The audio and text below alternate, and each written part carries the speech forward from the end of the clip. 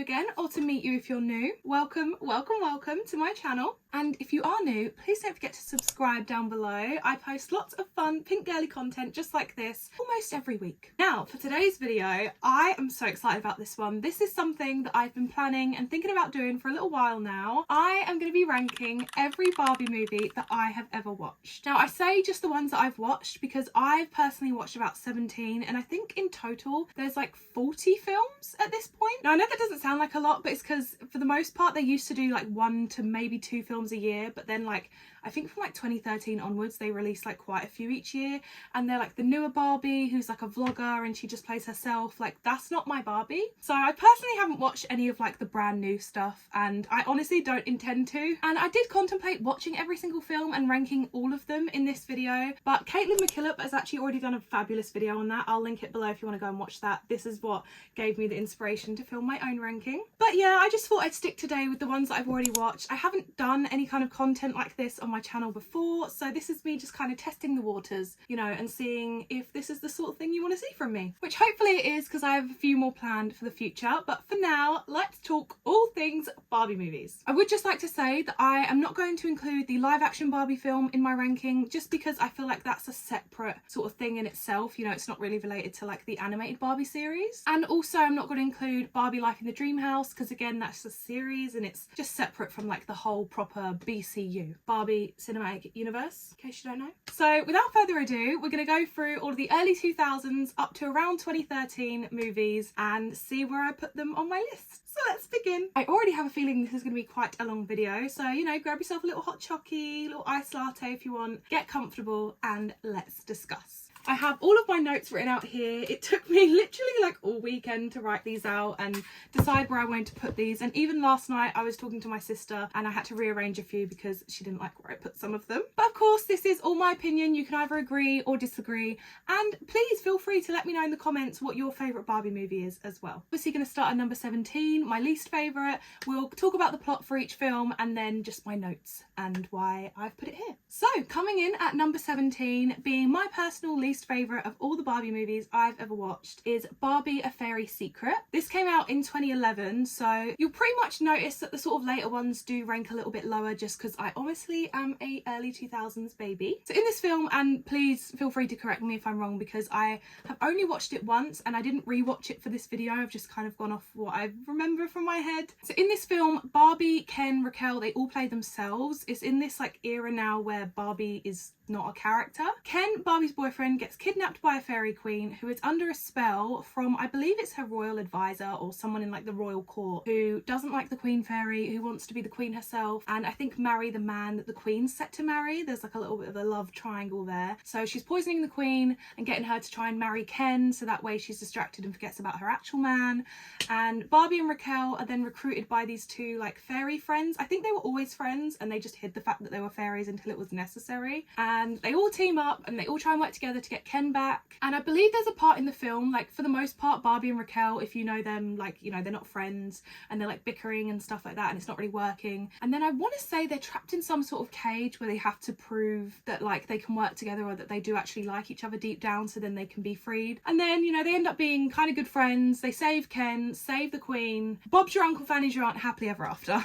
So, notes. I don't really have many on this film because, like I said, I've literally watched it once and it's not something I'd be likely to watch again. Bit of a boring plot, quite honestly. It's not really up there with one of my faves. Barbie, the character design, like itself, is a bit weird. And Raquel as well in this film, it's just not giving. If you've watched Barbie Life in a Dream House, like the series, Raquel in that has so much sass. We love her. She's amazing, but she's also kind of evil and it's like, it's just giving the best way possible. This Raquel just kind of falls a bit flat in compared to her, so not that great. Ken in this film is, to be fair, quite funny. Like, actually, this era of Ken in these films I do actually kind of like. He's on par with Life in the Dream House Ken. I do actually think he's quite good. He carried this film on his back, I can't lie. Other than that, outfits I feel are a bit basic now. They don't put as much effort into her fashion, even though Barbie is, she's a fashion girly, do you know what I mean? And that goes for the fairies in this film as well, considering the likes of like Fairytopia came out way before this and the character design in that, which we will get to, is really, really good. Fairy designs in this are just a bit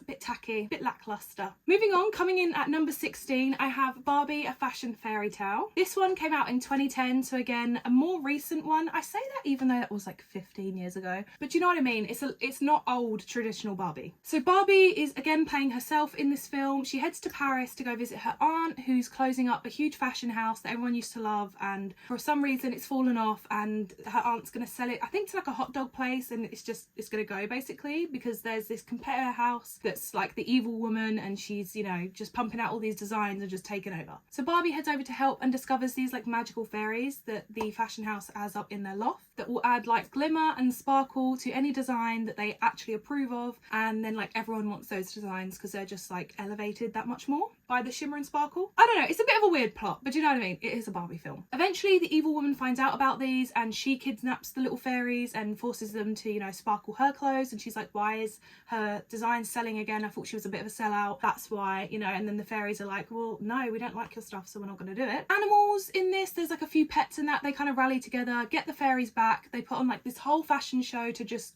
bring back the fashion house. Everyone loves it. And also a side plot in this film, which I actually really like, is that Ken, oh hello, is that Ken at the start of the film is like running lines with Raquel. She like tricks him into basically breaking up with Barbie. She like voice notes what he's saying, and it's like, oh, I don't like you anymore, like we should go our separate ways or something like that. And Ken pretty much spends the whole film trying to get to Paris in the most awkward way possible. I can't remember why he can't just get like a direct plane, but he goes like through farms on different trains and stuff. It's really funny when he's by himself. I do really like this rendition of Ken. So my notes, like I said, already love Ken, he slays. Barbie's main outfit is like a black t-shirt, blue skinny jeans and pink boots. It's a little bit basic, a little bit boring for Barbie. Again, it's not giving what it should be. Why is she just in like a black t-shirt? This is Barbie! But I mean, I'm not mad about her character design. Again, it is that like slightly newer style, but I still think she is kind of giving Barbie in a good way. Not compared to the vlogger style Barbie they have now, the YouTube Barbie. Absolutely hate it. She looks genuinely awful. Sorry. If anyone likes that, I do not. Some of the dresses are cute, don't get me wrong, but like the main like first dress where they're like, oh my god, this is your design, this is crazy or whatever, is a bit lackluster. This dress here, it's not anything special. Especially considering the film is literally about fashion. I feel like they could have done better. Coming in at number 15, we have Barbie in the Pink Shoes. This one came out in 2013, so I believe this is the last sort of latest film that I have watched. I actually did like this film. Like out of these three, I knew that these three were going to be at the bottom of my ranking because they're nowhere near as good as the rest of them. But I knew this one had to be at the top because I do actually kind of rate it. The animation is a little bit off. I don't think it's the same as the last two. I feel like they kind of played around with the animation in this era, like throughout the next 10 years and just kept swapping and changing little things, so each film doesn't quite look the same. In this film, Barbie is playing a character again, Kristen, who's at a ballet school, and I believe she's getting ready to do like an audition for a recital that they've got coming up, and she goes on, starts doing her choreography, and then because she loves like the music and stuff so much, she just ends up doing her own thing, and that's something we learn that she does quite a lot. The teacher's not happy about it, and she stops the dance and is like, stop dancing, and she ends up breaking her shoes, which then leads her to go and find a new pair of shoes in, you know, the costume department or whatever, and the only pair in her size are these magical pink shoes that transport her and her friend Hayley to this magical universe where she is in ballets. So I believe the two that feature in this film is Giselle and Swan Lake, and she plays both Odette and Giselle. So she does all these dances. I believe the magical realm is like ruled by the Snow Queen, who I'm guessing she has to defeat or something at some point. Can't quite remember. Again, I didn't rewatch this one. I just watched clips on TikTok just to give me a little lowdown. Anyway, eventually she takes off the pink shoes. She comes back into her own world after, I'm guessing, she's learned some valuable lesson. She does her recital and she gets like a traditional Barbie transformation, like dress transformation at the end, which is really, really nice. She ends up just slaying her dance on stage. Okay, I hope that was a good enough plot. The plot descriptions will get better the more I know the films. So notes, again, not many. I love the ballet vibe in this film. I think it's done really, really well. The pink shoes are chef's kiss. Do kind of wish that they were sparkly, would have been more fun. They're just a bit plain, but still I appreciate it. I kind of like the fact that they brought Swan Lake back as a little ode to the original film, but I do feel like it would have been better to utilise a different ballet, considering that probably Barbie Swan Lake is how a lot of young girls got into ballet, and like Nutcracker, I know for me personally that really opened that door for me. So I feel like this would have been a good idea to, you know, they had Giselle, they could have introduced any other ballet, but they just went back to Swan Lake. It is a classic though, so I get it. Tchaikovsky, love ya. The male characters in this, bit dull, not really much to comment on. I don't think there's a main love interest for her. Obviously, like I said, Barbie looks a bit different, so that kind of brings down the ranking. But I do love all of the costumes in this, apart from maybe the one that she wears for Swan Lake. They could have done an ode to the original in like the colour scheme at least. It's like this, I believe it's like a tacky sort of like hot pink purple mix. I didn't really love it. It's not giving Swan. But other than that, the film is alright. Coming in at number 14 is Barbie, the Princess and the Popstar. This one came out in 2012, and this is one that I have personally rewatched quite a few times. I actually went through like a phase of loving this film, so I am surprised I put it at number 14, but it's just, there's so many more that I love way more. And also now that I've rewatched it recently, I've realised it's not as good as I probably thought it was. So essentially this is a rendition of Barbie, Princess and the Pauper. So you have the princess Tori and the pop star Kira, which I discovered recently is an anagram for Erica, which is an ode to Princess and the Pauper. Tori wants to be a pop star because she thinks that it would be such an easy life, you know, she just has to get on stage and sing her heart out and have loads of fun and rock out at concerts. And on the other hand, Kira's like, I just want to be royal, I just want to be Tori, because she can just wear pretty ball gowns all day and eat bonbons every night. I'm sorry I do that a lot. They eventually meet towards the beginning of the film, and they actually decide that they're going to swap for a few days so they can like see what it's like to be each other. One of them has a magic hairbrush, I believe Tori, who can change her hair, and Kira has a magic microphone, which is how she does all her quick changes, because she just swishes her microphone. There's also an evil Snyder, I believe his name is, who's kind of like the Preminger figure. He's Kira's manager. He wants to be famous himself and not have to, you know, fend after Kira all the time. He wants to be in the spotlight. The whole plot is around this like magical gardenia flower that's like made out of crystals that basically powers the entire kingdom, keeps their trees alive and stuff like that. And Snyder finds out about it and tries to steal it. Kira and Tori obviously lock onto this. They stop him from stealing it, and in the end, everyone lives happily ever after. They actually sing on stage together and they both get to live each other's dreams. That was a really long-winded and probably really messy idea of the plot. There you go. So, notes. I have a few more for this film because, like I said,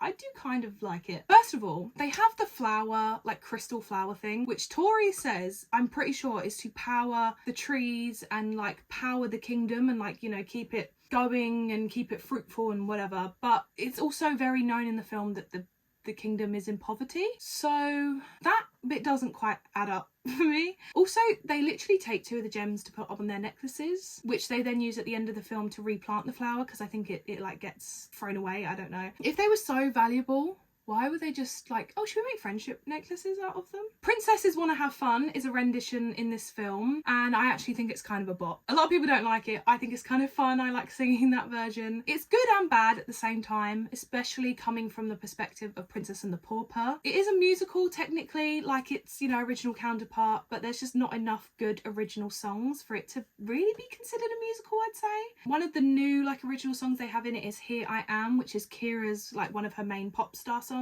And they just overuse it a ton rather than like giving her different things to sing. To Be a Princess, they have their own rendition of that as well, and again, personally, it's not really my favourite. I mean, it is kind of good in the context of the film, but compared to the original, it's not great. I actually do like the costumes in this. I think Tori's princess dress is really nice. Kira's like pop star purple hair look is really fun. However, the evil guy, like the Preminger looking Snyder guy, his outfit is atrocious. If I'm remembering correctly, doesn't he wear like pink or red jeans with like some leopard print blazer? It's something along those lines. It's foul. Just like Princess and the Pauper, you know, where she's got the crown tattoo, I would have loved something like that as a little ode to that part of the film. In this one, like, that reveals who's the real princess or who's the real pop star. I'm guessing they kind of do that with their brushes and their microphones, so you kind of know, but they both have it, so it kind of defeats the object. Also, speaking of which, they never really define whether magic exists in this realm. I mean, they have the magical flower and everything, but it's not really spoken that people have magic, so it's just random that just these two, because they try and hide them as well, no one's allowed to know that they have them. One found a magical hairbrush and one found a magical microphone, but they're like the only two who have magic in this universe. I don't know, something to think about. And also, they don't really learn at the end. The whole point of switching was to see that each other's lives wasn't as easy as they thought it was, and I just feel like they didn't really learn that. I think that's all I have to say on this film. Let's move on. Coming in at number 13, The Barbie Diaries from 2006. Now this is one that again has really random animation, and I don't think any other film looks like this. And I didn't research this, but I'm fairly certain this is when they were heavily trying to compete with Bratz, because it's very much giving Bratz. This one is at number 13 because even though it is nostalgic for me, which is why it's up a little bit higher than it probably should be because it's kind of a bad film. So I don't quite remember is what I wrote. But I think it's based in a school, I'm pretty sure. Typical high school. Raquel is in it and she's like the evil mean girl. Barbie is in a band with her friends and they've got a prom coming up and they're either going to go to prom or I think they want to perform at the prom in their band. Either way, the main sort of thing I remember about this film is that Barbie was going to buy a dress. I think, does she play herself? I don't think she plays herself in this film, but I didn't write down what her name was, so that's helpful. Either way, she goes to buy like a dress for prom and I think it's either she can't afford it or Raquel gets there first. Raquel comes into the shop at the same time, bullies her in front of like the shop clerk and then walks away, and the shop clerk's like, oh my god, I used to get bullied the same, like do you want to pick a free piece of jewellery? And so she picks this cute little charm bracelet and the woman's like, oh well, it's a good job you picked that one because that one actually comes with a matching diary, like it unlocks it. I wanted that charm bracelet and diary so bad. I'd still have it now happily, but that's the one main thing that I remember from that. And then just Barbie becomes a girl who writes in a diary. I believe there's a male love interest in this. I want to say his name was Kevin. I mean, that's all I can say about him. He wasn't really that memorable. Yeah, it's just her going through school and then I think her band does end up playing at prom and Raquel probably gets her comeuppance somehow. Okay, yeah, maybe I should have rewatched some of these so I could give you a better plot, but I don't know. Notes, not many. I did say I actually like the animation style. I'm not completely off of it. It is a little bit bizarre. They tried something, it didn't work. It's nostalgic for me, so I do kind of like it. Like I said, love the diary and the charm bracelet, think it absolutely slayed. Love interest is a little bit boring. I'm pretty sure he's like oddly clingy and just a bit stalkerish for most of the film, if I remember correctly. Raquel, again, not giving life in the dream house Raquel. I know they didn't have her yet, but she's just too stereotypical mean girl. There's nothing redeemable about her in this film. Also, her character design's really weird. She's got like a very oddly squared off head. In general, the plot is a bit weak. Like, it was a good filler film, I guess, but it's not one that I'd be happy to rewatch all the time. Okay, moving on. Coming in at number 12, we have Barbie Princess Charm School. And I did not write what year this one came out, so I'll pop it on the screen. Again, I do think this is another like 2010 sort of one, so it's a little bit later. Newer character design. The plot of this one, and this is one that I have watched a few times and I do think is a really good film. It was up a bit higher on my list initially, but because of where others placed, my sister was like, you gotta move it. Gotta move it! And I'll tell you about that in a second. So Blair is our Barbie and she has a younger sister, Emily, who places her into a lottery to go to princess school. And Blair is currently like, she's working because her mum's sick and she's trying to fend for the family. So she's like, why would you enter me in this? Like, I can't go. And her mum's like, no, go. You go. Enjoy yourself. Anyway, so Blair goes off to princess school to be a lady royal, and typically, obviously, there is a mean girl. Her name is Delancey and her mum is Dame Devon, I believe is her name, and they are actually royalty for that kingdom where they live. And it's coming up to Delancey's like coronation and they're like getting ready for that, I think at the end of the school year. And you've got the head teacher as well. I can't remember what her name was, but I just know she's really nice. She kind of like takes Blair under her wing and helps her like learn to be a lady royal. And you sort of learn throughout the film that there was this princess like years and years ago who went missing, like the original royal family before Delancey's like sort of bloodline. I think they all got into an accident, but they never really knew what happened to the young girl. Spoiler alert, it turns out that Blair is actually a princess and she ends up living in the castle. I think actually Dame Devon tries to like basically kill her. She like kidnaps her and like locks her away, so hopefully no one will ever find out. They do get out. Delancey ends up being nice and helping them as well because she's like, I think you're actually the princess too. I believe it's because the crown, like the tiara that they were going to crown Delancey with, it glows or something if it's put on like true royalty head, something like that. And obviously they put it on Blair's and realise she is the princess, and everyone lives happily ever after. Her sister and her mum get to come and live in a castle. So that's the plot. Let's get into my notes. Love the school uniforms. Let's get that out of the way first. The school uniforms in this absolutely slap. I think they're gorgeous. The lockers are really cool. They've got like a, you know, like a changing curtain or whatever. There's a lot going on in there. It's really fun. The head teacher, again, can't remember her name, but she very much reminds me of Mrs. Kingsley from Wild Child. Slay, love her. Don't love her ending dress with the little like crystal bodice thing. I don't know, it's just not personally a bit of me. Delancey and her ginger friend, I want to say her name is Kate. They're like the typical mean girl and like dumb sidekick, but Kate's just a little bit too dumb sometimes. It's very much giving Regina George and Karen Smith, but maybe that was the inspo, so I'll let him off. Love interest in this, a little bit weak. I think he's just one of the princes, and yeah, there's not much to comment on that. Love that she's a working girlie though. It starts off with her like, you know, trying to provide for her family. Slay for her, because her mum's ill. We love that. She's the provider. That's why she's at number 12. Right, moving on. I feel like I've already spoke so much about the ones I don't particularly like, so the ones that I do like, whoo, get ready. Okay, coming in at number 11, we have Barbie Fairytopia Magic of the Rainbow. This one came out in 2007, and it is the third in the Fairytopia trilogy, which my sister Emily only found out yesterday that it is a trilogy. She thought that was just Fairytopia. I was like, sorry? What do you mean? There's 2 more films. So I actually made her watch Mermaidia with me last night, iconic film, and she really liked it. So, woo, good. Ah, my Stanley. Elena is obviously summoned again by Azura, but this time to go and be an apprentice at like a magic school so she can learn how to use her powers and dance and things like that and make friends, like other fairy friends. And also I think a big part of the plot is to bring in the springtime, like the fairies help to do that. Laverna returns again, and she's a frog, obviously from the previous film. I think she then ends up turning into one of her student like classmates, Sunburst, and throughout the film it's obviously her trying to take down Elena again. Until the end they have like this big battle, you know, and everyone realizes that Sunburst is not actually Sunburst and it's Laverna, and all of her friends sort of team up together to help Elena, give her the power of the rainbow, all of their different colours and stuff, and they all come together and they help defeat Laverna, and they bring in spring. And because of all like the colourful powers from each of her like classmates that all have like their own significant colour anyway, all like basically put their magic onto Elena, she then becomes a rainbow herself, and she gets a whole new final outfit which is just bright and colourful and really, really fun. Okay, notes. I don't really have many on this film because it's not my favourite of the Fairytopia series. Pretty sure there's a minor love interest in this film, but again, quite minor, can't really remember, and I don't think he was that great anyway. I personally don't think that Elena needs a love interest. I think she does pretty well on her own with her and Bibble. And speaking of, there is a girl Bibble in this film who's really, really cute. I like the character design. The little ponytail, the pink look, it's a vibe. Bibble deserved that. I love the character design. Obviously, you'll know when I talk about the first film, I think all of the fairies are absolutely gorgeous. I love how each of them genuinely looks like a different flower or plant, and just I feel like so much more effort went into the character designs of these fairies compared to like the likes of A Fairy Secret. Laverna, I mean, I don't know, she's just a bit samey. She doesn't really change much. She doesn't have any character development from like the first two. She just stays on her evil path. Not much to comment, but I do think she's a pretty cool villain. It's not my favourite Elena look of all. Elena? I keep saying Elena, it's Elena, but it's because they're American. Elena! They're American, so I don't know if they say Elena or Alina, but I'm pretty sure it's Alina.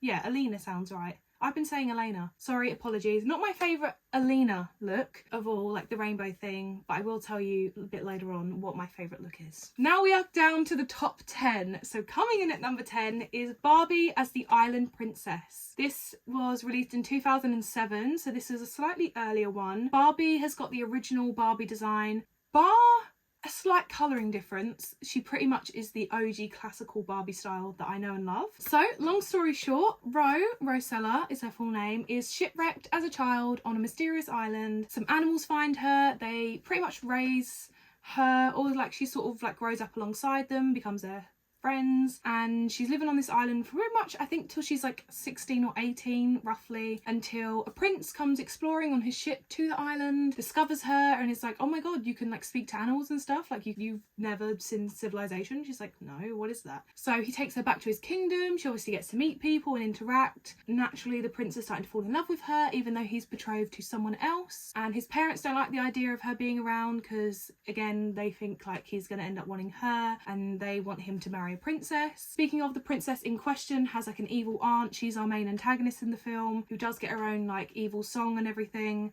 Did I mention it's a musical? This one is a hard-hitting musical. Yeah, the aunt wants obviously the prince to marry her, so then she can kind of rule, as her niece or whatever is just a little bit light-hearted, so then she'll just sort of take over the throne. She wants the kingdom basically herself, and in the end Ro is kind of shunned a little bit by his parents again, until they discover that actually she is a princess and her mum's been looking for her all these years. She got shipwrecked, obviously, and it was actually a royal boat. Yeah, they discover she's a princess, so she gets to marry the prince, and the lovely girl who he was betrothed to is like, you guys should definitely marry, like, you're made for each other. I'm absolutely fine without you. And I think the aunt gets her comeuppance by landing in a pigsty, I believe. I've only watched this film once, and that was like 2 weeks ago, so bear with me. Right, notes on this film. The music in this is impeccable. It is by far, like, it comes so close to Princess and the Pauper, it's not even funny. Which, if you haven't already guessed by this point, by how much I've mentioned it, it's probably somewhere near the top. It's a musical, and the music in this film is absolutely elite. I love pretty much every single song. Yeah, it's good, and I think that's why it's up so high on this list. Otherwise, I'm not gonna lie, it probably would be lower, just because the visuals in this film are not quite it. Like, the coloring's a little bit off. Barbie herself, she looks a little bit pale, considering she was raised on like a tropical island. She's a bit pale. Her hair's like a sort of washed out yellow for some reason. It's not traditional like golden Barbie blonde. And the prince, not much to comment on. He's all right, but he's not much to look at, do you know what I mean, compared to other Barbie men. But yeah, definitely the music amps up this film, and I think is why a lot of people love it. I do like her peacock dress. I do think it's kind of fun. People say that the peacock feathers weren't necessary. I think it really adds to the dress, do you know what I mean? They either could have done that or just put like peacock feathers in her hair or something, but I do like the dress. I do think it's fun. It's got a lot of design into it, so I'll give them that. The evil woman, Queen Ariana, I believe her name is a little bit lackluster as a villain. She's not really that, I don't know, she's not that wow, and her song, her like villain song, that's the only song out of the film that I don't really like. There's not much to it. Tika, the little elephant friend, oh my god, is so annoying. Like, she's not even like a fun quirky sidekick like Penelope or Shiv or anything. No, she's just flat annoying. Like, I do not like her one bit. Just leave Ro alone, my goodness, let her live her life. But yeah, other than that, I don't actually have any more comments. Apart from the sweet girl, the sweet princess, who's like, you know what, you guys marry. Love her. Coming in at number 9, we have Barbie in the Nutcracker. This came out in 2001. This is the original first Barbie film in the BCU. This is the OG. This is actually my sister Emily's absolute favourite film because it's the first one that came out, and also like it is very nostalgic. I'm sorry that it is at number 9. It was originally at number 10, and then I kind of shifted a few things around. She was like, you can't put that low. And actually originally, and this is so criminal, I had Barbie Princess Charm School just above it, or like 2 above it, and she was like, you can't put something like that above the Nutcracker. And I was like, do you know what, actually, yeah, you're right. It's just because personally this isn't one of my favourites. It's not one that I, you know, if I'm going to sit down and chill and watch a Barbie movie, I tend to not put this one on. But in saying that, I feel like I do want to give it a rewatch soon, because I think I should give it another chance. So, in case you're not familiar, quick rundown. The Nutcracker follows the traditional story of the Nutcracker Ballet by Tchaikovsky. So it features all the original music and everything, all the dances, the grand pas de deux, etc. So the story follows a girl named Clara, who is our Barbie character. She gets a nutcracker for Christmas from her aunt, I think it is, and then she falls asleep, and in her dream she goes to the land or the kingdom of sweets, and she meets the Nutcracker in real life, and also these like other soldiers, and I think like the Lord of Sweets or something along the way, looking for the Sugar Plum Fairy. This is like the whole thing, they're trying to find the Sugar Plum Fairy, I think, so she can get home. And then plot twist at the end, she is the Sugar Plum Fairy, but the Mouse King is trying to sort of get in their way because he's sort of taken over the land of sweets, and he doesn't want the Sugar Plum Fairy obviously to come to light, because then it will ruin all of his plans of being the ruler. But yeah, in the end we find out that it's actually her, and the Nutcracker as well is actually the prince of the kingdom. So of course they end up together, and yeah, and then she wakes up at the end of the film and she loves her Nutcracker again. That's the plot. Okay, so notes, and you'll see why it's not as high on my list. The only part that I really enjoyed watching in this film is probably the last scene when she becomes the Sugar Plum Fairy. The dress, gorgeous. Hair, stunning. It's a beautiful golden like blonde. It's so pretty. I love all of the bouncy curls. The little tiara when she does that is so iconic, and the ballet as well when you watch like her toes go up.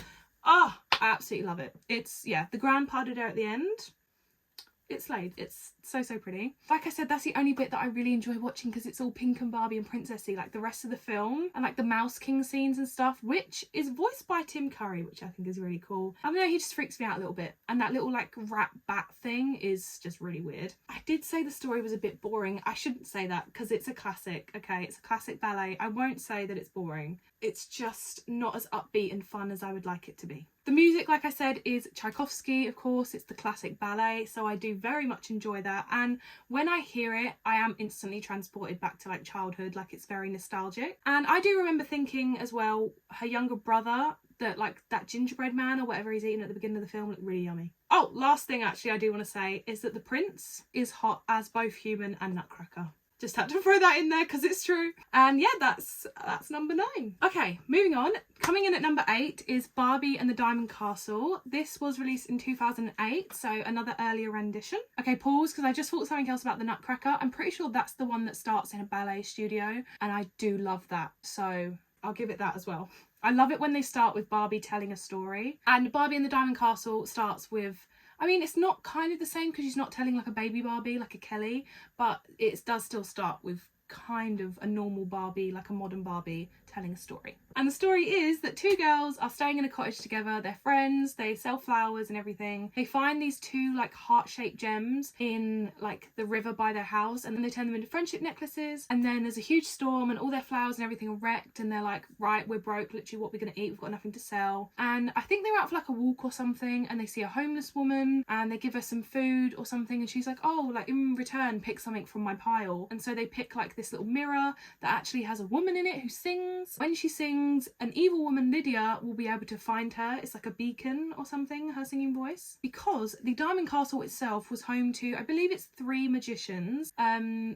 Magicians. Did I just say magicians? Musicians. 3 musicians. One of them being Lydia at the time, and I think she wanted to like take over the castle for herself or something, so then they had to hide the castle from her, and the woman, the girl in the mirror, knows where it is. And so Lydia's trying to find her to find where it is. It's something like that, I want to say. Again, I didn't rewatch this one. But anyway, they go on this huge adventure, and they both get dogs along the way. I'm pretty sure they both like find these stray dogs and like, you know, end up keeping them. They're really, really cute. They also meet these twin boys as well, who obviously is their main love interest, who they end up with at the end. And they end up defeating Lydia, you know, getting rid of her. I believe she has this like magical pipe flute thing that obviously she can get people to like go into a trance and whatever, and they managed to overcome that. I think because of the heart gems they have were from the Diamond Castle, and that's how it all ties together in the end. And then naturally, because Lydia's gone, they go back to the castle, they get pretty dresses, and they all live happily ever after. That's the plot. I really should have rewatched these to make this clearer, but if you've already watched them, then you know what's going on. If not, go and watch the films. Right, notes. I love that it's another traditional like princess cottage film. I do. I really respect that. Okay, I love those sorts of films, and you know what, I want that lifestyle, just living in a cottage, even if I'm broke, just selling flowers and living my best life. I do kind of like the character design in this. I don't love Barbies as such. I much prefer Alexa. She's got a nice tan, her hair's really pretty, and even like her colour of her dress, like the blue and purple, really complement her well. Barbie just looks a bit washed out. She's in like a hot pink and orange combo. Again, she's a bit pale, hair's a bit light. It's very much island princess sort of looking Barbie. I don't know, it's not my favourite design, but like I said, I do prefer her friend, but it's not awful. Everyone actually says that they should have ended up together, like it's so clear that they're like girlfriends. I don't know, I don't personally see it. I think they were fine as friends, but I mean, if that's what you want to believe, then why not? I think that the film should just be about, you know, like sisterhood and stuff, which is why I'm not overly fussed about the love interest, like the twins. I think they're kind of funny. A lot of people don't like them. They think they're a waste of space. I think they're all right. I think they've got some good jokes. They're a bit sarcastic, but they weren't really necessary. Like I said, I think it would have been better if they just kept it as like a bond of sisterhood that, you know, carries throughout the film rather than ending up with men. But what I do like is their pets. Their pets are so cute. I think they're absolutely adorable, and yeah, I love them. No comments there. Lydia as a villain is all right. Not much to kind of comment on. I'd say she's very similar and on par to Laverna.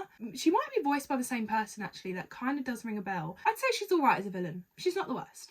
Are you still sticking around? If you are, I'm so glad that you're still here. Hopefully this is like a podcast episode. At least that's what it feels like. So let's move on to number 7, which is Barbie of Swan Lake. This one came out in 2003, so it's one of the earliest renditions of a Barbie movie. I love this film. I know that it's number 7, okay, but I do love this film. This, again, just like the Nutcracker, follows the traditional Tchaikovsky ballet of Swan Lake. Though I say that, it doesn't really.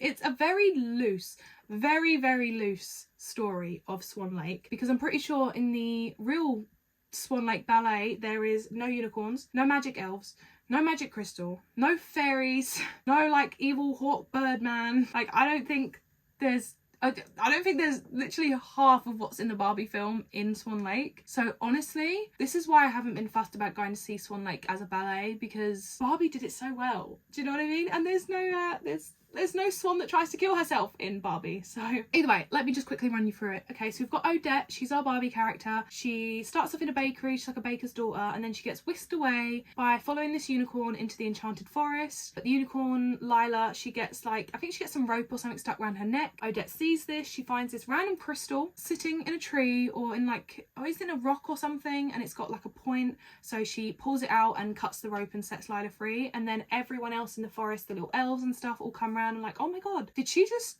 free that crystal? It's very much Excalibur vibes, like no one's been able to pull it out, and if you are, then like you're special. But then obviously they tell her that, and I think Roughbart comes. He's like our evil guy with his daughter Odile, who's voiced by Maggie Wheeler, which is so perfect. He then turns her into a swan as punishment, and the fairy is not that helpful, and she's like, do you know what, I can't turn you back into human, okay, but I can make you human while the sun's down, but then you have to go back into a swan during the day. She's a little bit useless, quite honestly. I mean, she's pretty, but she doesn't really do that much. So she's half swan, half human. We have a prince in this one, Daniel, who again, not much to comment on. He's a little bit boring. His mum is like ragging on him about, you need to find a bride, you need to marry, and then he happens to end up in the enchanted forest, meets Odette for literally an evening, and then he's like, yeah, this is the girl I'm going to marry. I'm going to ask her to marry me. He invites her to a ball where he's certain he's going to ask her, but then Odette gets compromised and Odile goes instead dressed as Odette. He ends up obviously agreeing to marry her, so that's sort of like locked in. But in the end, Roughbart ends up getting defeated by Odette and Daniel. Odile, you know,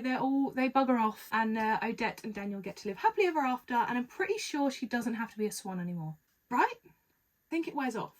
So, my notes. I have a few for this film. The main dress in this film, the blue and the pink, oh my goodness, is arguably one of the most gorgeous dresses, not just in the Barbie films, but in like existence. It is so unbelievably beautiful. Oh, I want my own version of that now to just wear on like a day-to-day basis. I think it's absolutely gorgeous. You've got the short version that she does ballet in, and then the longer version with the wings, which are like an ode to obviously being a swan. Love it. Absolutely no notes. Apart from the fact that when she first gets like that dress halfway through the film, her hair doesn't change, and I wished we just got like long classic curly hair Barbie just for even like a minute, you know? Daniel, like I said, bit boring. He doesn't really do much apart from the fact that he wants to marry this woman he met like 2 seconds ago just to get his mum off his back, is what it's kind of feeling like. Lila is very much giving Penelope vibes. She's the unicorn. I think they might be voiced by the same person potentially, but they are pretty much one and the same. Love her. She slays. The little elves is one thing that always confused me about this film, because are they children? They talk like they're young adults. Like they talk like they're very wise and they know what they're doing. Also, they're Spanish, which I think is quite fun. But you know, they don't have like pointy ears or anything that sort of tells you that they're elves. They're made with like baby Barbies who have those unnecessarily huge foreheads, which I think is freaky anyway. But yeah, they look like children, so you're not really sure what they are. And like I said, the fairy is a bit irrelevant, doesn't really do much to be helpful. However, like I said, Janice, okay, being in this film is iconic. That role was made for her, and they've got really good footsteps in this film. If you know, you know. Footstep sounds are exquisite. Okay, let's move on to number 6, Barbie Fairytopia Mermaidia. This is absolutely one of my favourites. This one came out in 2006, and this is the second film in the Fairytopia trilogy. Number 2, and like I said, I made my sister watch it last night. I love this film. There's so many fun quotes in there that I say all the time. So again, it follows Alina, not Elena, I don't know why I keep saying that. Follows Alina, who, because of Laverna, she's been like exiled to this like bog with mushrooms, which is never explained as well, because in the first film she just sort of bursts into flames. And then in this second film, film she just happens to be exiled. Either way, maybe there's an end credit scene I haven't watched. Yeah, she ends up in this like bog and she's trying to escape, and the only way she can is if she's immune to all magic. So she wants Fungus to try and find this immunity berry that's buried in Mermaidia, where obviously all the mermaids live, and obviously to compromise trying to get that berry, Fungus kidnap the Prince Nalu and, you know, trying to trick him, tell him where the berry is. So then he sends word for Alina to come and help obviously get Fungus away and have them not find the berry. So Alina teams up with Nori, who is a mermaid. They have to help each other along the way. They start off as enemies, they end up being friends. Alina at one point has to trade her wings for a tail in order to be a better swimmer so she can save Nori. They do end up switching the berries, so that way Laverna actually gets one that reveals her true self and turns her into a frog, and they get to keep the immunity berry and hide it where it cannot be touched and manipulated for any other reasons. But Alina is left as a mermaid. What's she gonna do? She's really, really sad that she had to give up her wings and she didn't get them back. But Nori suggests that she also try a true self berry. Maybe it will reveal her without wings, or with. Would it be so bad if she didn't have them? She didn't have them anyway. But this literally takes place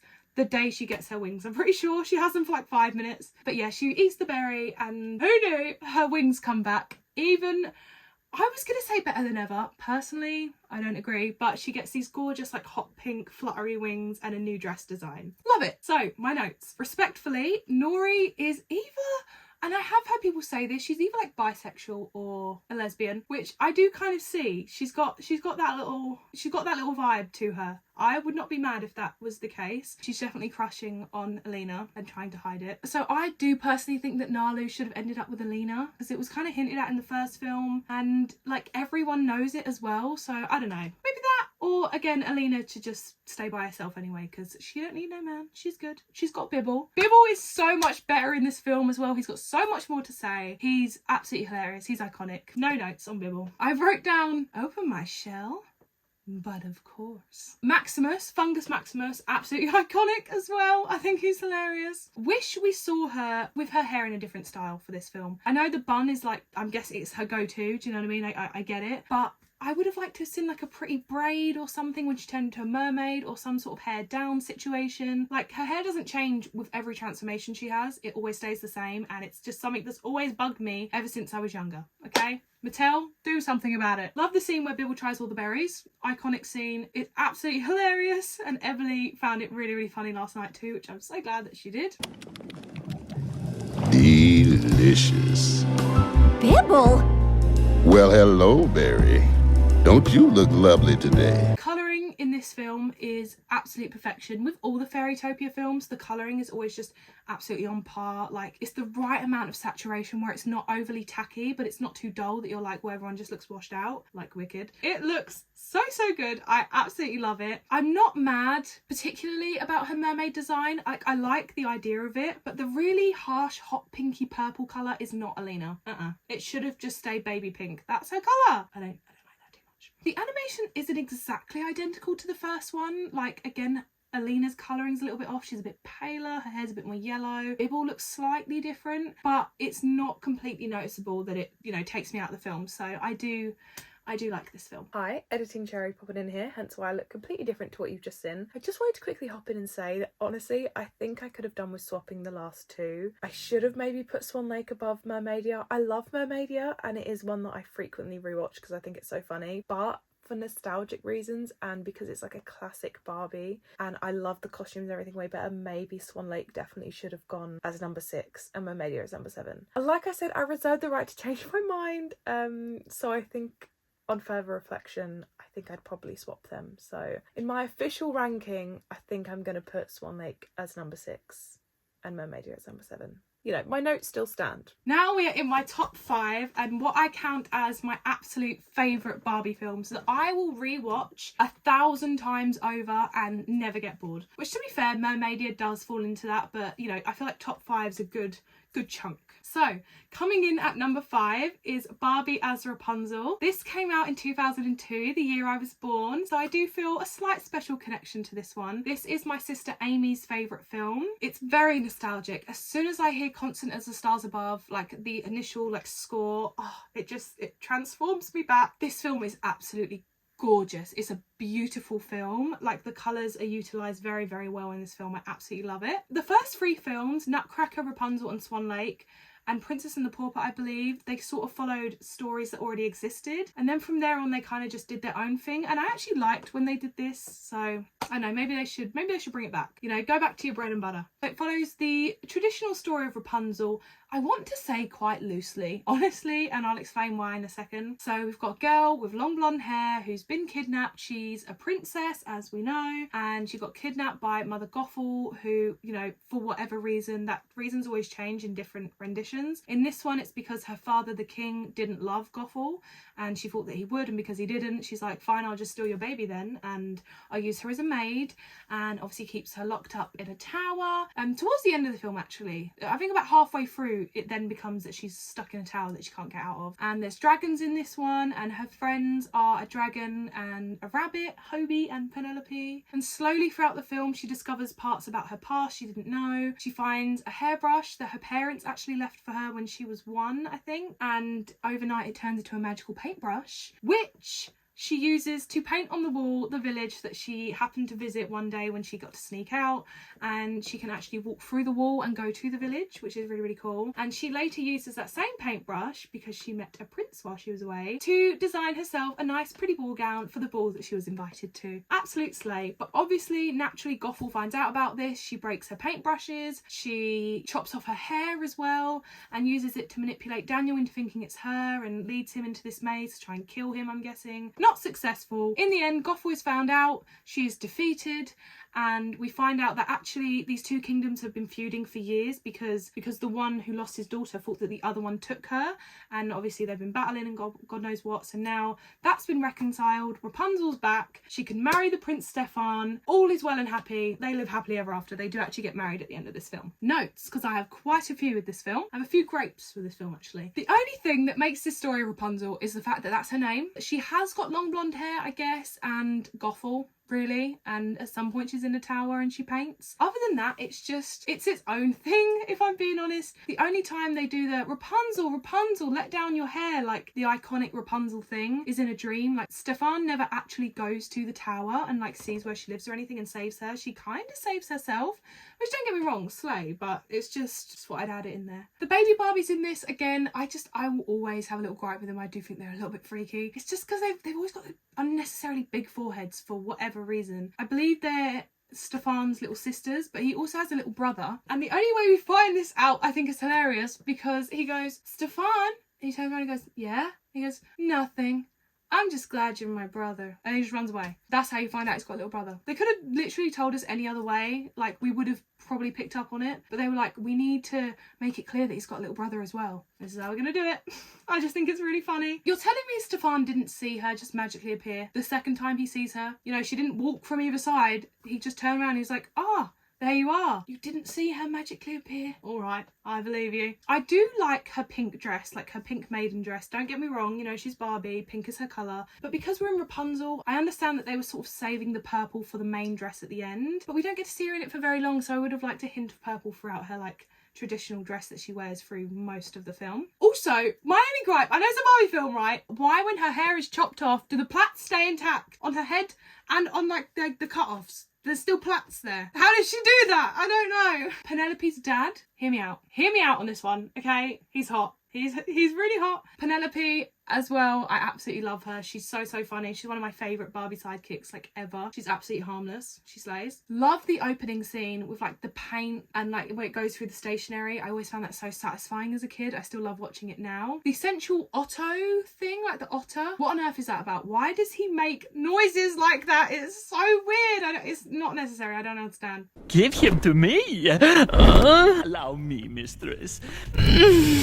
All of the ball dress designs, all of them apart from that weird orangey shape one, gorgeous. Like the first one that she comes up with, that's stunning. Wouldn't mind having that. But obviously the eventual Rapunzel dress that she does wear, the sparkly one, is so pretty. I want it in real life, and I intend one day to make it. Also, as it's another one of the classic films, it does start off with Barbie actually telling a baby Barbie Kelly about the story of Rapunzel, which, as you know, I love. Moving on, coming in at number 4, Barbie Fairytopia. This one came out in 2005, and this is one that I watched on repeat as a child. It's so nostalgic. As soon as I hear the music, I absolutely fall in love. I've got similar comments that I've said about the last few. You know, the fairy designs I think are gorgeous, and just the whole like colour visuals is absolute perfection for this film. It's a gorgeous, gorgeous film. A little rundown of the plot. This is the start of the Fairytopia trilogy. We meet Alina, who is a wingless fairy. Everyone else has wings. For some reason, she is born without them. So she walks about everywhere. She's got her little sidekick, Bibble, which actually, let me go get my Bibble. I feel like it's only right while we talk about the initial Fairytopia film, we should have my Bibble. He's a little bit worse for wear, but yes, she has a little sidekick, Bibble, who talks in his own little language, and it's the cutest thing absolutely ever. Like I said, iconic. And there's the evil fairy Laverna, who's created a toxin that basically makes fairies not be able to fly. She'll be the only one who has the antidote, so she releases the toxin. Everyone's gonna be like, ah, and then she gets to take over because she'll be like, well, everyone will come to me to be saved, so I'll be able to rule. Her sister, the Enchantress, is like a rainbow fairy. She's sort of like the leader, you know, she basically just wants to take over from her sister. And for every like little realm in fairyland, they have a different colourful fairy who's like the guardian fairy, and they all have these colourful butterfly necklaces that once you put them together, all the power from those necklaces can be harnessed and used, obviously for bad, which is what Laverna wants to do. So she's been collecting all of these fairies. Alina finds out about it, and because she's the only one without the wings who won't be affected by the toxin, she then takes on the mantle to save the day. And she does, even though Laverna does try to trick her and offer her what she wants most and offer her wings. She gives it up. She breaks the crystal thing that Laverna tries to use. She saves everyone, and in the end, the Enchantress comes to meet Alina, tells her that she's so proud of her and she's happy that she saved everyone, gives her her magic rainbow butterfly necklace that I absolutely need in my life, and it gives Alina the most beautiful pink sparkly wings of her own. And that's how the film ends. Alina gets her wings. So, like I just said, the best thing about this film is her wings. These are the most gorgeous wings ever. Out of the whole Fairytopia trilogy, I personally think that her costume designs and wings and everything got worse. That may just be my own opinion, just because I love the first one so much. But when she first gets those, they're all like pink and sparkly.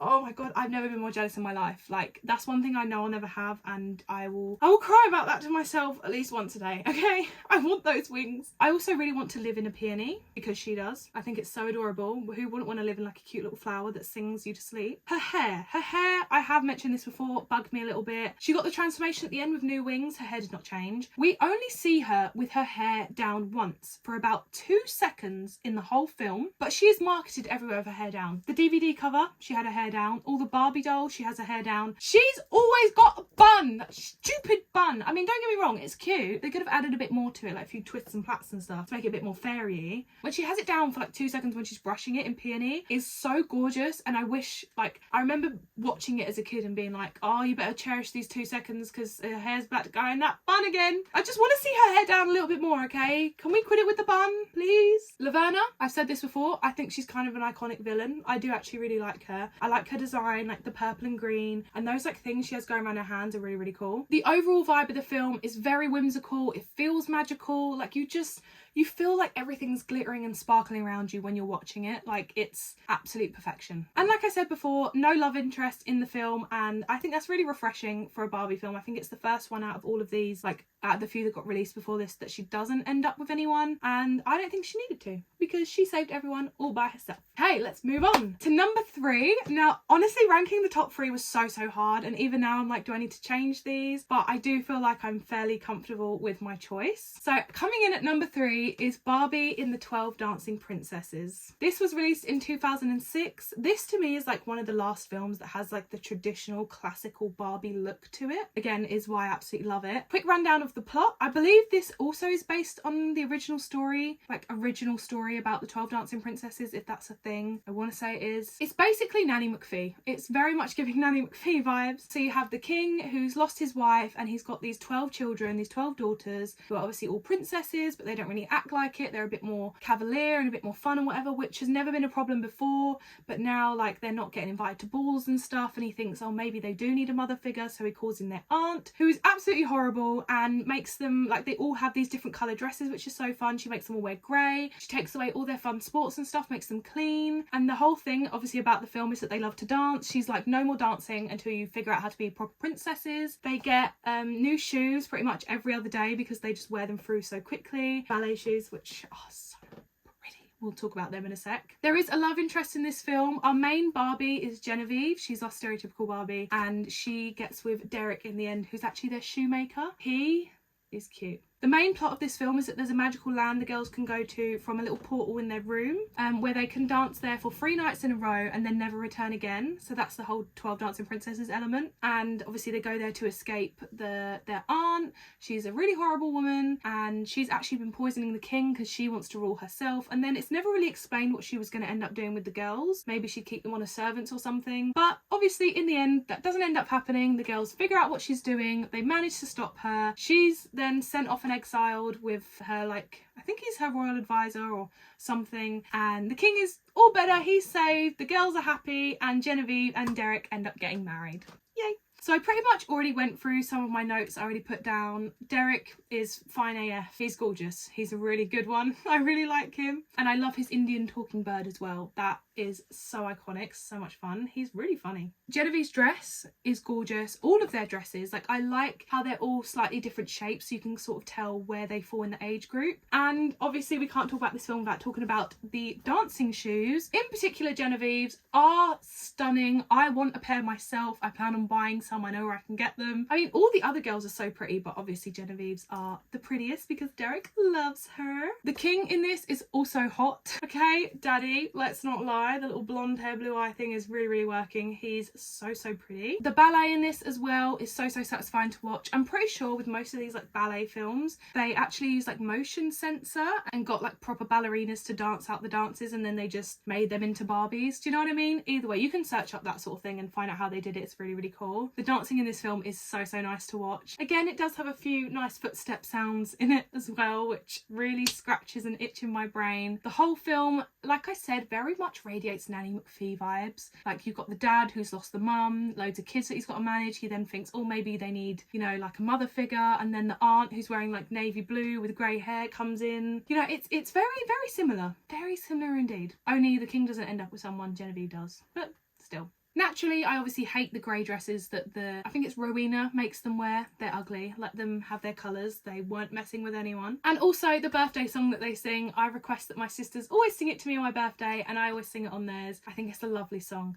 And if the film wasn't so heavily dance-based, I think this would have been a good contender for a musical. And that, my friends, brings us to our top 2. And in that spot is Barbie and the Magic of Pegasus. This one came out in 2005. I wasn't sure which one I was going to put as number 2. At one point I was going to do Rapunzel, and then I was going to put Fairytopia, which honestly I'm now thinking, should I put Fairytopia a little bit higher, maybe above 12 Dancing Princesses? Because I don't specifically remember watching 12 Dancing Princesses as a really young girl. I remember discovering it a few years later. Maybe for nostalgic reasons Fairytopia should have gone higher, but still I'm sticking with what I've done now. It's fine. But yes, and number 2 is Magic of Pegasus. This one, like I said, came out in 2005. And if you watch I think it was my birthday haul video, I talked about how I used to have the DVD. It was glittery and it was 3D as well. And you got like 3D glasses to wear. And Shiva would tell you when to put them on and off. Speaking of which, let me go and grab Shiva. Naturally, she has to feature in this section. And also, I've discovered that she does something else as well, because I stepped on her the other night and she wouldn't stop doing this. Are you being serious? No, that's not what she did. She wasn't doing this. She was shivering. Oh, are you serious? I'll insert a clip. Okay, she was doing this. She was shivering.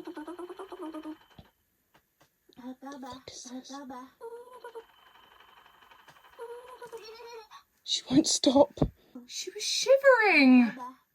You shivered. Oh, do you know what? Whatever.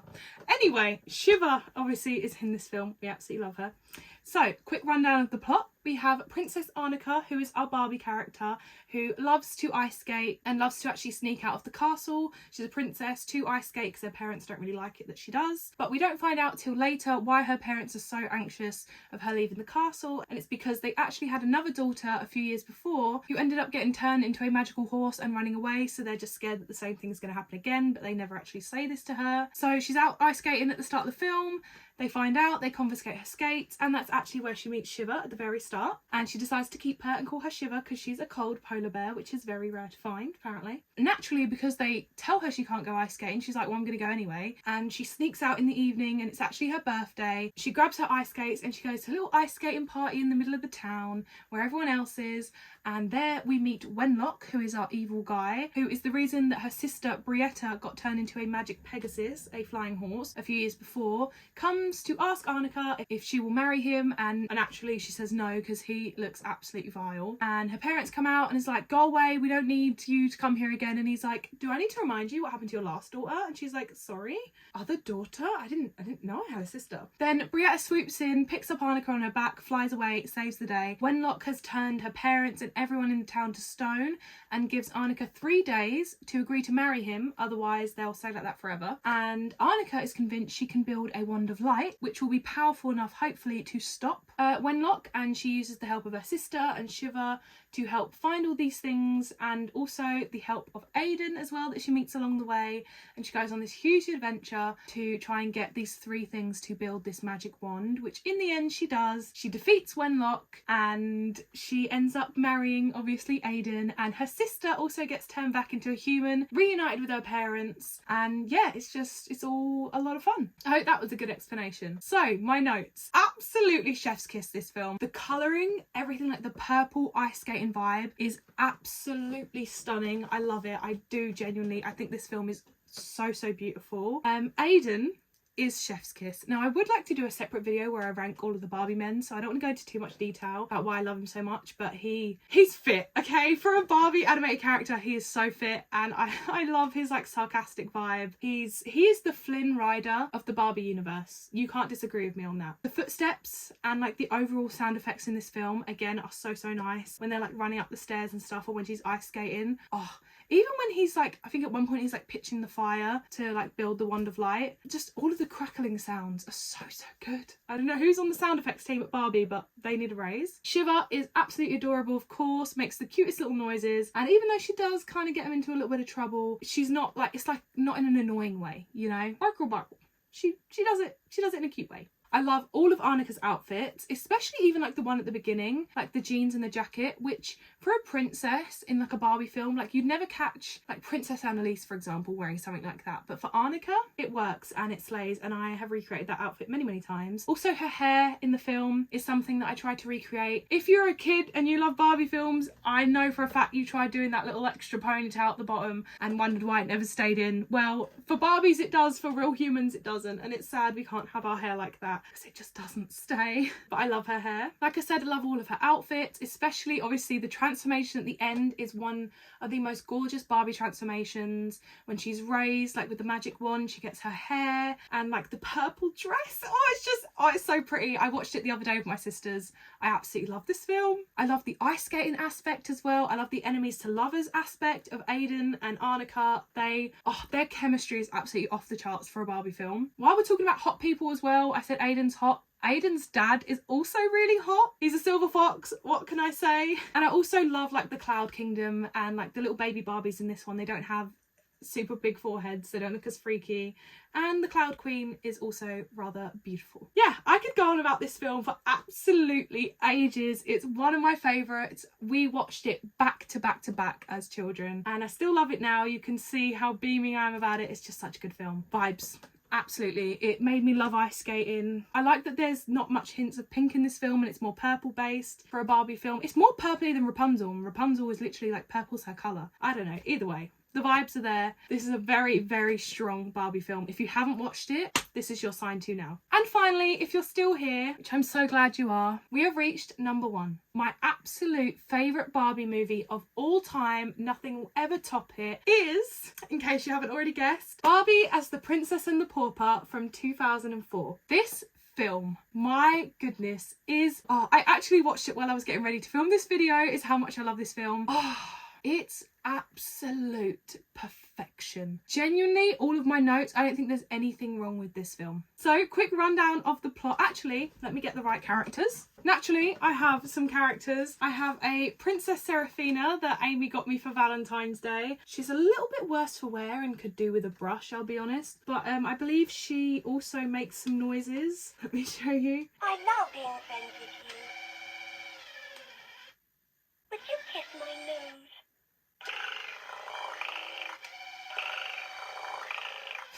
nose. Watch that keep going off even though I've switched off. But obviously the main star of the show, she's looking a little bit worse for wear, she's been up on my shelf for a while, is Princess Annalise.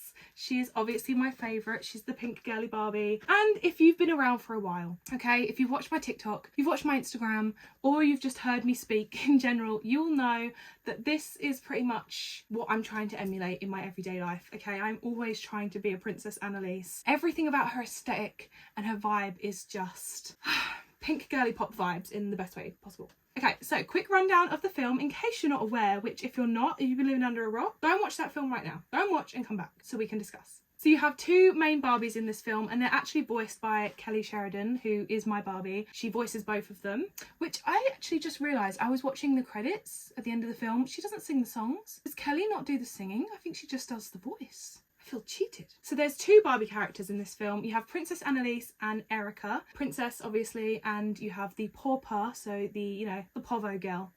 Slay. So Princess Annalise, she's struggling with the fact that she's always got so much to do. She's got a lot of responsibility on her and she has to have an arranged marriage with a man that she doesn't love because she's actually already in love with someone else. So that's her struggle. And Erica is a seamstress, not by choice really, because her parents borrowed money from this woman, Madame Carp, to help feed her, and they racked up this huge debt that now Erica has to pay, and she pays that off by working in her dress shop, who actually make dresses for the royal family, and Erica actually made the one she's wearing. If you know, you know. I should probably mention as well, in case you already don't know, this film is a musical, so we get a lot of good original songs in this, and not one of them is bad. The evil guy Preminger, who's like the royal advisor of the Queen, he wants to obviously rule himself, he wants to take over the kingdom, so his plan is to kidnap Annalise, and then while she's being kidnapped, the arranged marriage that's been set up with the king of another kingdom will then be like, oh okay, do you know what, we won't marry her then if she's just run away and been petty.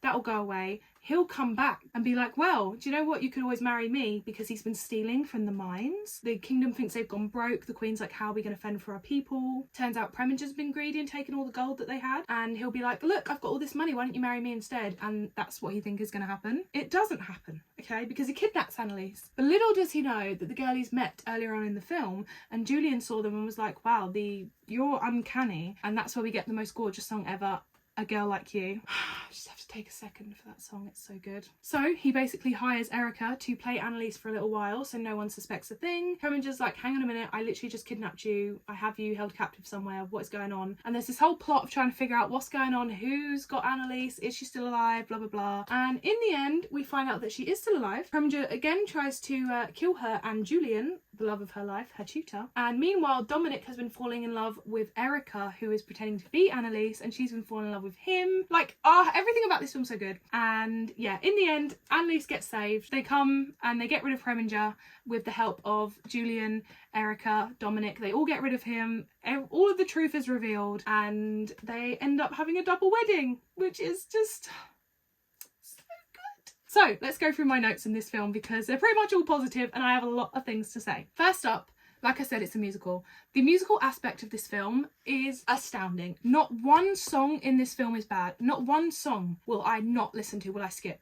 Absolutely not. Even Preminger's, his villain song, How Can I Refuse, is absolutely iconic. Such a good song. Like, yeah, the musical aspect of this film is so strong. Every single song is superior. I love them. My personal favourite, I think, is The Cat's Meow, because the whole purpose of it is that, like, Wolfie is... like, her cat is like a doggish cat, like he woofs and stuff like that. He's not particularly feline. He's more canine. And like the whole purpose of the song is to be like, you don't need to change and try and meow and like be what you're not. I'm gonna love you regardless. Like, this film has so many good morals to teach kids in it, or teach people in general. Like the song at the end, Written in Your Heart, is about like, don't worry, eventually if you just keep following your heart, your destiny will find you, and you can't go wrong if you just follow your heart. Like, I don't know, this film just makes, I was crying while I was watching it every single time. It's just perfection. The colouring in this film, the aesthetic, Princess Annalise's dress, her room, everything is done so well. The attention to detail on their different dresses and stuff is why I don't understand why the later Barbie films, they just didn't really care as much, and the design of their costumes is a bit weak when they set themselves such a high bar with films like this. All the characters in this film are so strong. They've all got clear plots from the beginning. We know what's going to happen. They've got good character development. It slays. The villain, obviously, Preminger, is iconic. He's a really good villain, really convincing, good style. Love him. Good. He's very suave, you know. He knows what he's doing. He knows what he's about, and he's not ashamed of it. And like I said, he gets a banger of a tune. How Can I Refuse is such a good song. The Queen is a little bit slow, a little bit dim, I'm not gonna lie, when she ain't got her spectacles, but we'll let her off because everyone else helps to carry the whole film. Dominic and Julian are chef's kiss. They are the epitome of the perfect Barbie man. I mean, Dominic in particular, I am a Dominic girly. Erica, I get it, girl, because he's gorgeous and his singing voice and everything. Like, Julian, don't get me wrong, like, they definitely paired them correctly. Julian so was meant to be with Annalise, and Dominic and Erica work so well. Dominic is the standard for men in general in my life. Like, he understands women. He lets Erica go off and sing, and he's like, oh, I'll take my chances. Whether you come back or not, here's the ring. I want to marry you. The ring was meant for you. If you come back, great. If you don't, that's fine. And she does come back. Ah, it's so good. It's so good. I love Wolfie and Serafina, obviously. And also Wolfie, hear me out, is another fit animated non-human character. There's something about him, all right? Rover. I get it. I said I don't really love the green in her castle. It's green and pink. Rewatching it, actually, it's not that bad. I do feel like baby blue and pink would have been cute, but maybe that was a bit too on the nose because that's the whole vibe of the whole film. I don't know. But I love like the pink and blue rose and like pink and blue butterfly thing that just runs throughout the film. It's instantly synonymous with the film. As soon as you see a blonde girl in pink and a brunette girl in blue, what do you think of? You think of this film. Like, it's got its own thing, you know, its own niche. I love Annalise's bedroom. Like I said, it's literally the Pinterest room inspo for my room. It's what I've tried to go for, and I absolutely love it when people tell me that I give them Princess Annalise vibes, or my room does. You have no idea how happy that makes me. That's literally the whole point. And finally, what I have to say about this film is the crown tattoo. The one where she's like, you know, I want that tattoo so badly, and I have said that I'm this close to getting it. Like, I don't want a tattoo, okay? Tattoos scare me. I don't like the needles or anything. I'm absolutely terrified of needles. But if I did get a tattoo, that is 100% what I'd get. One, it's brown. It's like basically skin colour. So, you know, I don't feel like it would be too, like, I don't want one of those like yucky, greeny,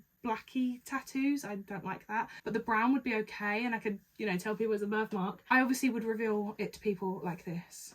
It would be kind of fun, you know. It's a crown, so it would represent, you know, my princessy sort of thing. Growing up obviously as a Cinderella girly, princesses. Also, it would emulate my Barbie phase, which has been a very big thing in my life, and also it would pay homage, I guess, and be like a little ode to my best friend Yasmin, who sadly passed away a few years ago. We used to sneak off in college to the music rooms by ourselves and sing the Barbie Princess and the Pauper duets together all the time. So yeah, I really want that tattoo, and it's taking everything in me not to get it. So who knows, maybe within the next year I might have a tattoo. But yes, that is pretty much all I have to say on that film. Like, I could go on forever. It's just the most beautiful, perfect Barbie film. The aesthetic, everything. The characters, love it. The hair, the dresses, the footsteps. I love this film. It's, yeah, it makes me want to cry every time. It's such a beautiful film, and this is one that, again, I remember watching repeatedly as a child. I always requested to put this one on. This is my absolute favourite Barbie film. Let me know if it's yours. I feel like I've been talking for about 3 hours, and that's because I have. I hope you guys love this video. This was so much fun to sit down and film. I do appreciate that it was a long one, a very, very long one. Hopefully maybe you can listen to this as a podcast if you want to. I know that's what I would do. Like I said at the start of the video, please comment down below what your favourite Barbie movie is, or Barbie movies if you've got more than one. I know that Princess and the Pauper is my favourite, but all of the other favourites, Fairytopia, 12 Dancing Princesses, Magic Pegasus, like, they're all just together, you know? They're not really 2, 3 and 4. They're all kind of 2. I did actually also ask over my Instagram. I popped a little poll up of what people's favourites, and here's some of the answers. 12 Dancing Princesses and Princess and the Pauper and Fairytopia, I think, came up quite a lot, which makes my heart very, very happy. So let me know what yours is. If you did enjoy the video, as always, please feel free to give it a like down below and subscribe if you still haven't already. It means so, so much to me. We've actually recently hit 2K, which is so exciting, and obviously that just means that I can carry on creating content like this. If you did enjoy this style of video as well, this like ranking thing, please do let me know, because like I said, I would like to do more videos like this. If it's not really a thing, then I mean, you can let me know as well, and I'll take that into consideration too. I am done now. I am so wigged out by all of that talking. My cheeks actually hurt. I feel like Barbie at the end of Toy Story, you know, my cheeks hurt. So I am gonna head off now. Thank you so much for watching. I appreciate absolutely every single one of you. I love you lots, and I will see you in my next video.